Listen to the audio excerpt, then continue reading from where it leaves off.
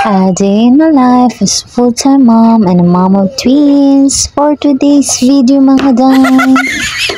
Ayan nga kami at nakapila. Nandito kami sa isang mall. Sa grocery mismo. Nag-antay nga kami sa dulo at pumila dahil bawal nga kami sumingit. Pero may mga tao sadyang ang lakas ng loob nilang sumingit na. So ito nga ang story guys. Si Ate Vivo Girl, ayan yung naka-blue, yun ang sumingit. So are they allowed? May passes sila. Charot. So ayan na nga, may free taste din na noodles.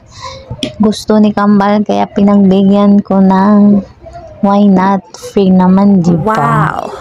So ayan sila ate. Thank you. And then, lumabas nga kami at may nakita akong mangga.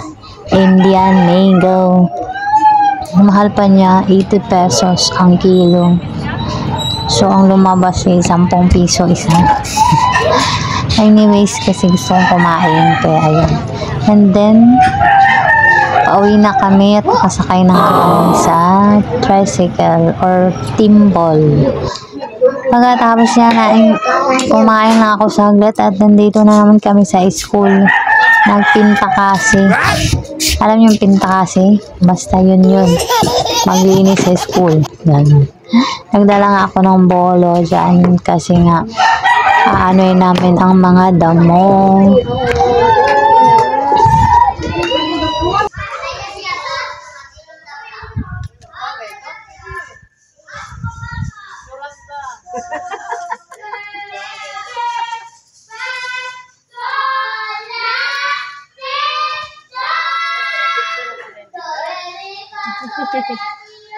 Wala ko si iya mama na talaga mama na lang kita kasi iya mama na talaga mama na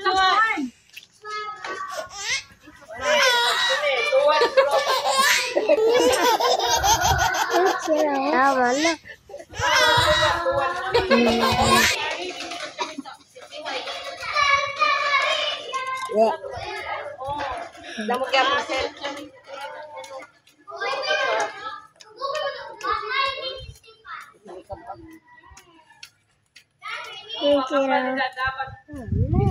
Ikaw na.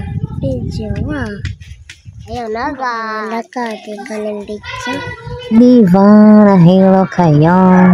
Kasi si Kambal ang nag-video. So yun lang guys. Thank you for watching.